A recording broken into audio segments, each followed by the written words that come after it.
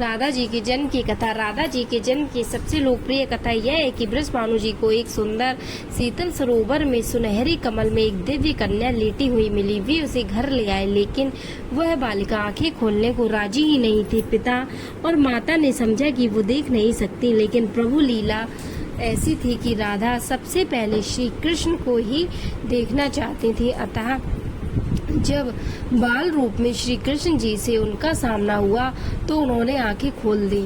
एक अन्य कथा के अनुसार राधा द्वापर युग में श्री बृषभानु के घर प्रकट होती हैं। कहते हैं कि एक बार श्री राधा गोलोक विहारी से रूठ गई। इसी समय गोप सुदामा प्रकट हुए। राधा का मान उनके लिए असह्य हो गया। उन्होंने श्री राधा की भर्त्सना की।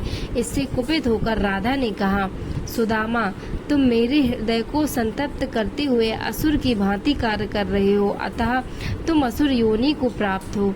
सुदामा कांप उठे, बोले, गोलोकेश्वरी, तुमने मुझे अपने शाप से नीचे गिरा दिया। मुझे असुर योनि प्राप्ति का दुख नहीं है, पर मैं कृष्ण वियोग से तप्त हो रहा हूँ। इस वियोग का तुम्हें अनुभव नहीं है, अतः एक बार तुम भी इस दुख का अनुभव करो। सुदूर द्वापर में श्री कृष्ण के अवतरण के समय तुम भी अपनी सखियों के साथ गोप कन्या के रूप में जन्म लोगे और श्री कृष्ण से बिलग रहोगी। सुदामा को जाते देखकर श्री राधा को अपनी त्रुटि का आभास हुआ और वे भय से कातुर हो उठी। तब लीलाधर कृष्ण ने उन्हें सांत्वना दी कि हे देवी, यह साप नहीं अपितु वरदान है। इसी निमित्त से जगत में तुम्हारी मधुर लीला रस की सनातन धारा प्रवाहित होगी, जिसमें नहाकर जीव अनंत काल तक कृतकृत होंगे। इस प्रकार पृथ्वी पर श्री राधा का अवतरण द्वापर में हुआ। नृक पुत्र राजा सुचंद्र और पितरों की मानसी कन्या कलावती ने 12 वर्षों तक तप करके श्री ब्रह्मा से राधा को पुत्री के रूप में प्राप्ति का वरदान मांगा। फलस्वरूप द्वापर में वे राजा वृषभानु और रानी कीर्तिदा के रूप में जन्मे। दोनों पति पत्नी बने।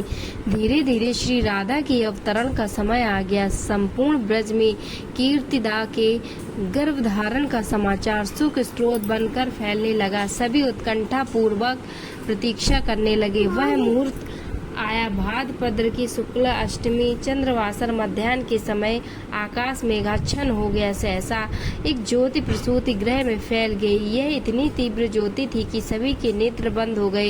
एक क्षण पश्चात गोपियों ने देखा कि 7 सहस्त्र शरद चंद्रों की कांति के साथ एक नन्ही बालिका कीर्तिदा के मैया के समक्ष लेटी हुई है। उसके चारों ओर दिव्य पुष्पों का ढेर है।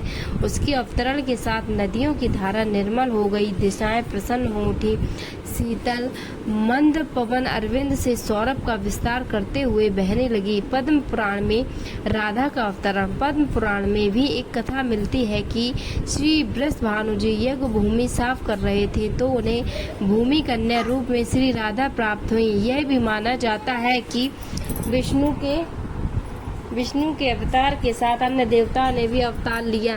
बैकुंठ में स्थित लक्ष्मी जी राधा रूप में अवतरित हुई। कथा कुछ भी हो, कारण कुछ भी हो, राधा बिना तो कृष्ण है ही नहीं।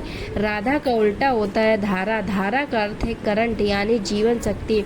भागवत की जीवन शक्ति राधा है। कृष्ण देह है तो श्री राधा आत्मा, कृष्ण शब्द है तो राधा अर्थ, कृष्ण गीत है तो राधा संगीत, कृष्ण वंशी है तो राधा स्वर।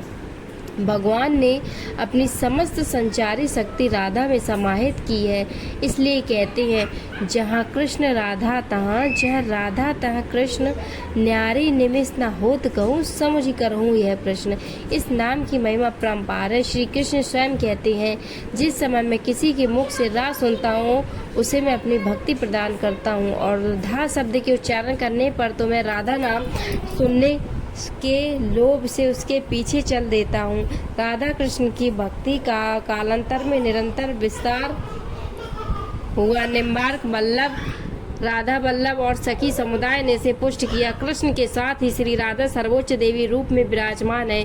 कृष्ण जगत को मोहते हैं और राधा कृष्ण को 12वीं शती में जयदेव जी के गीत गोविंद रचना के संपूर्ण भारत में कृष्ण और राधा के आध्यात्मिक प्रेम संबंध का जन जन में प्रचार हुआ। भागवत में राधिका प्रसंग, अनया आराधितो नूनम भगवान हरि श्री हरिरीश्वरायन्नो विहाय गोविंद प्रीतो या मन यद्रह। प्रश्न उठता है कि तीनों लोकों का तारक कृष्ण को शरण देने की सामर्थ्य रखने वाला है, ये हृदय उसी आराधिका का है जो पहले राधिका बनी, उसके बाद कृष्ण की आराध्या हो गई। राधा को परिभाषित करने का सामर्थ्य तो ब्रह्म में भी नहीं है। कृष्ण राधा से पूछते हैं कि हे राधा, भागवत में तेरी क्या भूमिका होगी? राधा कहती हैं, मुझे कोई भूमिका नहीं चाहिए कान्हा, मैं तो तुम्हारी छाया बनकर रहूंगी। कृष्ण के प्रत्येक सृजन की पृष्ठभूमि यही छाया है, चाहे वह कृष्ण की बांसुरी का राग हो या गोवर्धन को उठाने वाली तर्जनी या लोकहित के लिए